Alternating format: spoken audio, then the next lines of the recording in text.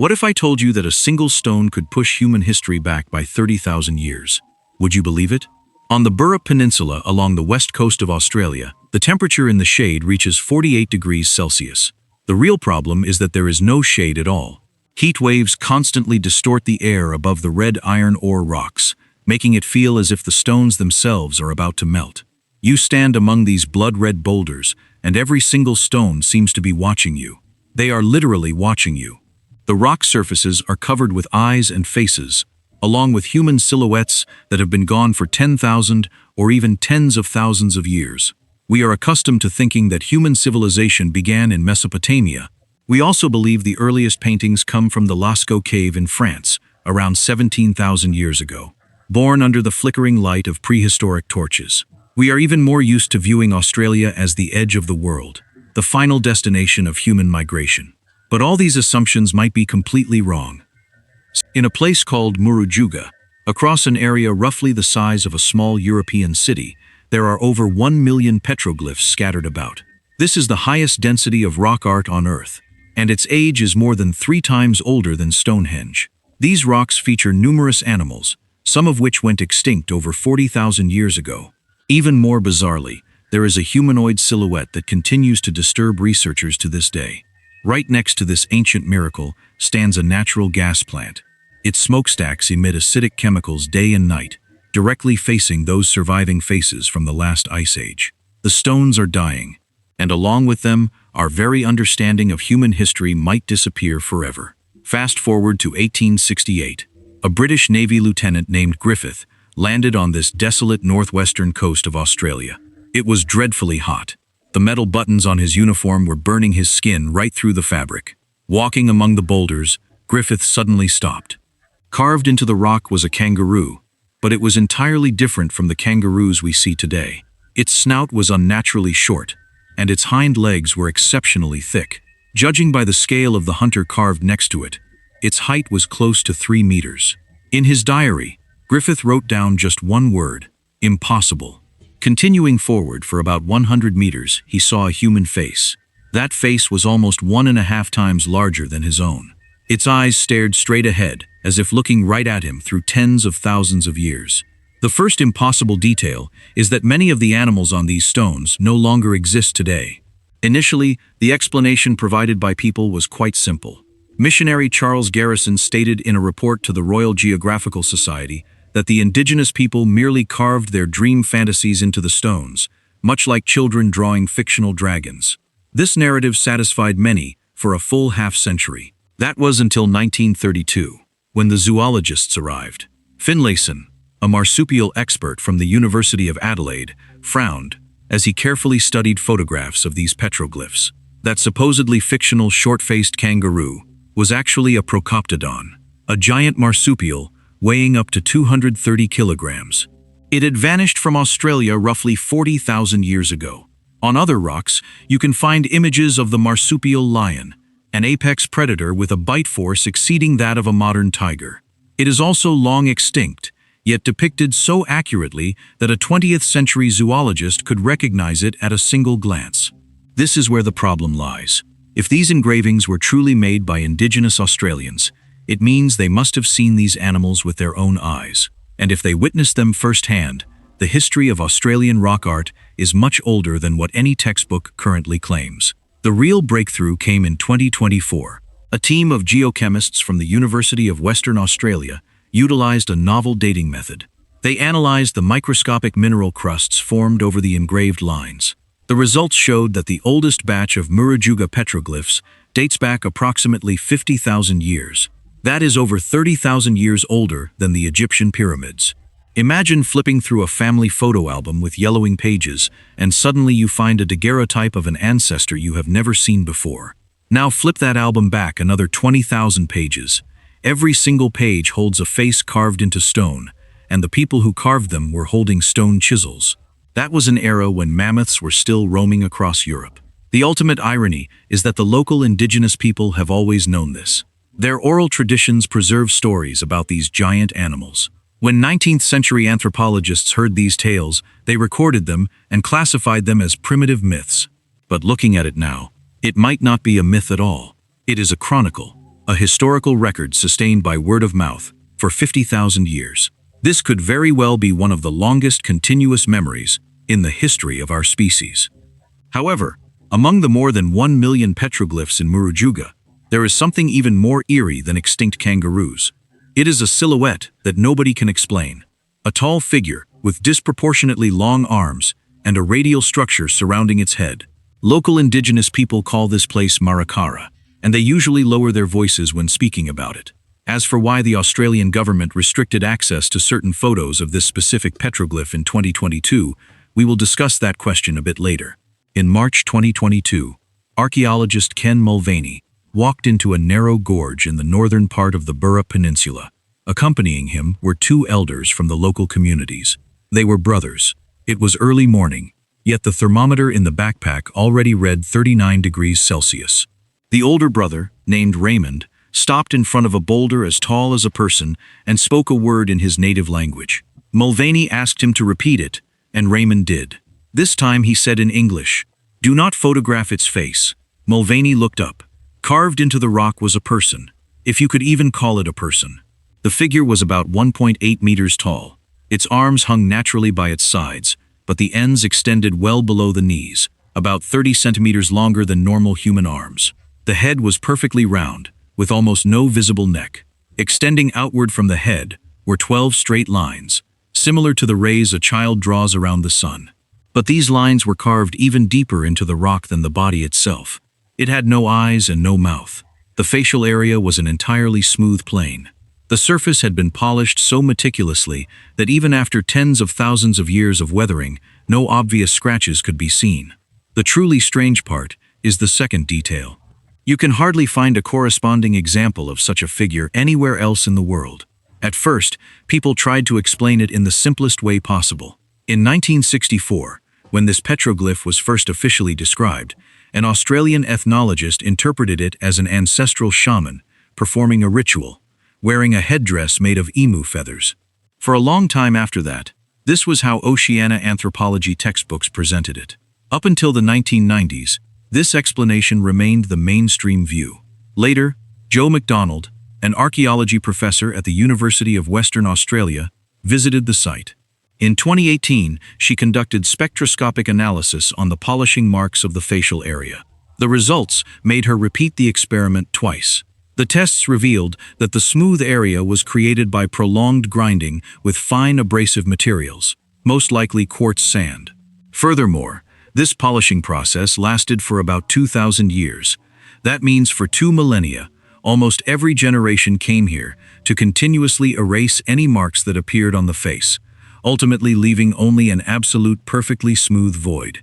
At this point, the investigation hit a dead end. Nobody would continuously polish a rock for 2,000 years just for a few emu feathers. The real turning point came from a completely different field, astrophysics. In 2021, an astrophysicist named Nolan superimposed this rock art image onto a star chart of the southern hemisphere using a sky model from 50,000 years ago. The results were astounding. The two matched almost perfectly. The 12 radial lines around the head correspond to the 12 brightest stars in the direction of the Carina constellation in modern astronomy. And that repeatedly polished blank area corresponds to a star that disappeared long ago. Around 40,000 years ago, a supernova exploded in the skies over Australia. Its brightness surpassed even a full moon, and it continued to illuminate the night sky for decades. Someone witnessed this cosmic event with their own eyes and carved it into the rock. Imagine you stuck a glow-in-the-dark star on your ceiling as a child. Many years later, the star fell off, but it left a circular mark, telling everyone it was once there. The blank space on the face of the Marakara petroglyph is just like that mark. It records a beam of light that has faded away, and every subsequent generation kept carving that memory back into the stone. What is even more thought-provoking is that while scientists spent over 160 years arguing whether it was an ancestral shaman or a spirit, the local elders had actually known the answer all along. In their oral traditions, this petroglyph is called Marakara Yunda, meaning the one who remembers the fire in the sky. In 1964, ethnologist Griffith heard this name from Raymond's great-grandfather and recorded it in his field notes. But he subsequently wrote that it was merely folklore about celestial phenomena. completely unrelated to the petroglyph itself. Looking at it today, what he described was very likely that exact supernova explosion 40,000 years ago. In 2022, researchers discovered 7 smaller images right next to the main petroglyph. Their arrangement on the rock aligns almost perfectly with the positions of the stars around the Carina constellation. The margin of error is only about 1.5 degrees. All 7 dots appear in precisely the correct locations. The people who created them did not use wheels, did not smelt metal, and had no written language, yet they possessed an astonishing understanding of the cosmos. And now, all of this is steadily disappearing. About 10 kilometers away from the Murujuga site stands a natural gas processing plant. The nitrogen oxides and sulfur oxides it emits are continuously eroding these petroglyphs. According to research data from the University of Melbourne, up to 2025, approximately 14% of the rock art in the Murujuga collection has already suffered irreversible damage. A memory spanning 40,000 years is gradually vanishing due to just a few decades of industrial activity. About 120 kilometers south of Merakara lies a place called Deep Gorge. At 4:40 a.m. in December 2019, the temperature had already reached 29 degrees Celsius. Geologist Benjamin Smith was advancing along a dried riverbed with a flashlight in hand. He was looking for a specific stone slab. A week earlier, local elder Wilfred Hicks had given him just one instruction. He said to find the stone that sings at sunset. Smith initially thought this was a metaphor, but later realized it was not. At 5:12 a.m., he found the stone slab.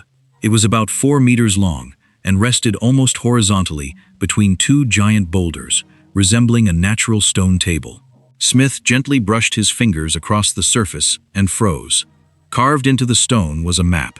It was not a rock painting or a hunting scene, but an actual map.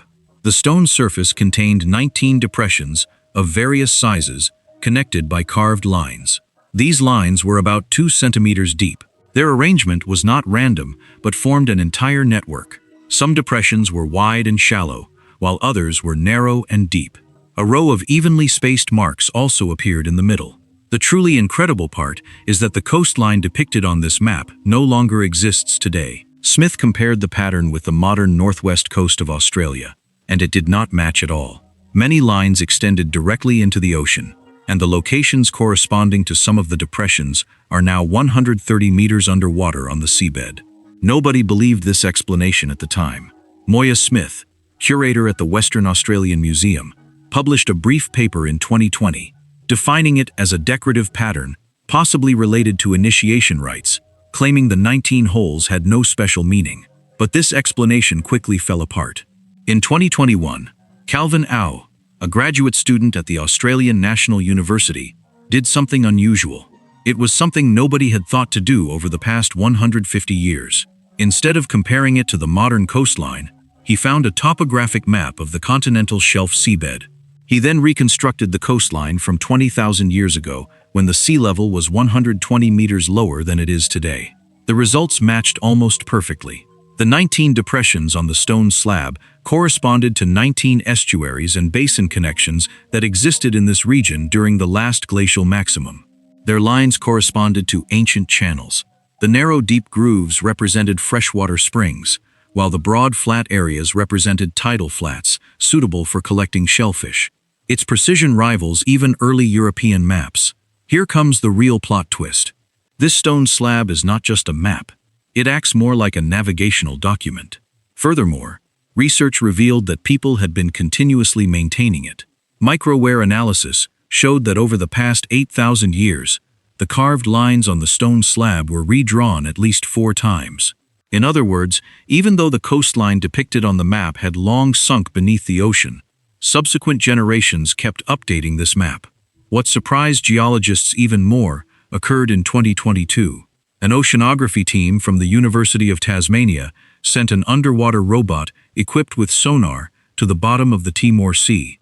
The location they investigated was the exact spot marked by the largest depression on the stone slab map. The water depth there was about 118 meters. On the seabed, they discovered a regular rectangular structure. It was about 70 meters long and 40 meters wide, with nearly perfect right angles. Sediment analysis indicated that this structure is at least 17,000 years old. This means that at the exact location marked by the Murujuga stone map, a suspected artificial structure truly exists on the ocean floor, and its time of origin is over 12,000 years earlier than the pyramids of Giza. What is even stranger is that the only clue to finding it was a small circle on the stone slab, and it had to be observed at sunrise. Only the shadows cast by the low-angle sunlight could make the carved patterns form recognizable shapes. This is the origin of the name the stone that sings. Of course, it does not actually produce sound. It sings using shadows. Fast forward to August 27, 2023. At the Perth Digital Archaeology Laboratory, it was 2:30 a.m. Graduate student Sarah Decaux and her advisor Peter Webb had been working continuously for 31 hours. Their computer was running a pattern recognition program originally designed to decipher ancient clay tablet texts. But this time, it was analyzing 87,000 photographs of the Murujuga petroglyphs. The program ran continuously for 16 hours. Suddenly, a red bounding box lit up on the screen. Then the fourth unbelievable discovery emerged. This might be a writing system. The program found a pattern that human eyes had completely missed for over a century. There were 341 repeating symbols, each appearing at least 12 times. These included spirals, dots inside circles, jagged lines made of 3 or 5 strokes, and cross-shaped patterns. These symbols did not appear randomly, but existed in fixed combinations. A spiral almost always appeared before 3 dots. A cross shape almost always followed 5 jagged lines, and 5 jagged lines never appeared before a spiral. Out of more than 80,000 images, there was not a single exception. Decorative patterns do not arrange themselves this way, but grammar does. In 2024, Angel Lopez Cortez, an expert in nonverbal symbolic systems, gained access to this database. 3 weeks later, he sent a very short letter to the Cambridge Archaeological Journal. It contained only 2 paragraphs, yet the core argument was astounding. He proposed that the mathematical distribution of the 341 symbols in the Murujuga rock art perfectly matches the symbol distribution of any early syllabic writing system in the world. It is not just similar, it is identical. This pattern is known as Zipf's law. It is a fundamental principle in linguistics, stating that in any language, certain symbols will appear much more frequently than others, and the frequencies always maintain a strict proportional relationship. Naturally, the most direct counter-argument is very obvious. For a symbolic system to be classified as writing, those symbols must correspond to the pronunciation of a specific language. And we will never know what language the people who carved those symbols 40,000 years ago actually spoke. But the true key lies right here. Nobody is claiming these symbols record sounds. A new perspective suggests that this might be a primitive semantic writing system. Instead of representing sounds, each symbol acts more like a signpost or a graphic icon in an airport. Each symbol represents a concept rather than a pronunciation. From this angle, the operation of the Murujuga symbolic system is actually quite simple. Who came here, when they arrived, what they brought, and what they took away could all be recorded. The truly thought-provoking part is something else. If Lopez is correct, and so far no one has been able to refute his research, then the prototype of primitive writing did not first appear in Mesopotamia 6,000 years ago. It might have appeared in Australia as early as 40,000 years ago. If this is true, then many of the historical narratives we learned in school need to be re-examined. Sumer, Egypt, and the so-called birth of the earliest human writing might merely be later stages. The timeline of history is not just pushed back by a millennium or two, it is suddenly stretched back by 34,000 years. This span is 7 times longer than the entirety of recorded human history from the Sumerian civilization to the present day. Let us put all these discoveries together. On the Burrup Peninsula, there are 50,000-year-old rock paintings depicting animals that went extinct 40,000 years ago. At Marakara, there is a mysterious humanoid figure carved into the rock. That repeatedly polished face might have been commemorating a supernova explosion that streaked across the sky 40,000 years ago. And this act of remembrance lasted for a full 2,000 years. In Deep Gorge, there is a stone slab map depicting an ancient coastline that sank beneath the sea 12,000 years ago. And this map accurately points to a suspected artificial structure on the bottom of the Timor Sea. Meanwhile, 341 symbols, scattered across the entire peninsula, exhibit patterns strikingly similar to a writing system. We are accustomed to viewing civilization as a straight line, from caves to the wheel, from the wheel to the pyramids, and from the pyramids to the modern world. It feels as though the development of civilization has always advanced in a single direction, and we are standing at the finish line of this path. But the discoveries at Murujuga shatter this imagination. Civilization might never have been a straight line. It is more like an archipelago. Different knowledge and wisdom emerge in different corners of the world at different times, and then disappear. One of those islands of civilization was right here on the red rocks of Australia, burning bright for a full 40,000 years. It recorded the starry sky, the coastline, memories, and possibly even language itself. The reason we have ignored it for so long might simply be that there are no pyramids, no temples, and no grand stone cities here. Yet now, this island of civilization is slowly fading away. The natural gas plant is still operating, and acidic vapor settles on the surfaces of these ancient rocks every night. By the time you finish watching this video, perhaps another rock painting on the Burrup Peninsula has vanished forever.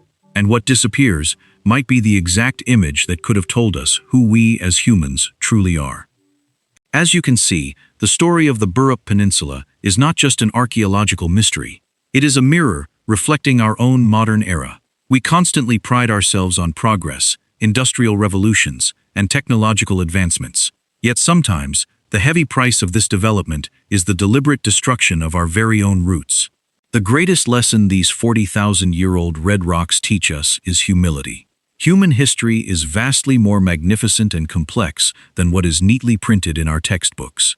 Just because we cannot easily recognize an ancient civilization does not mean it never existed. Perhaps we are simply too accustomed to measuring greatness by skyscrapers and colossal pyramids, forgetting that the most profound wisdom is sometimes hidden in quiet carvings under a starry night sky. However, all the theories, syntheses, and connections presented in today's video are based on my personal perspective and analysis. History is always a multifaceted prism, and what I have shared today could be absolutely right, or it could be wrong. That is why I truly want to hear your thoughts. What do you think about these discoveries? Is this truly a forgotten, highly advanced civilization, or is it just a series of coincidences that we modern humans are overanalyzing? Are these ancient engravings revealing a hidden truth, or is it all just a fictionalized hypothesis? Whether you are watching this video from the United States, Europe, Asia, or any other corner of the globe, please leave a comment and let me know where you are tuning in from. The diversity of perspectives from all over the world is exactly what makes our community so valuable. Let us discuss this together, and I will be waiting for you down in the comments section. Thank you so much for taking the time to join me today on TIAN Science. Stay curious, and I will see you in the next journey of discovery.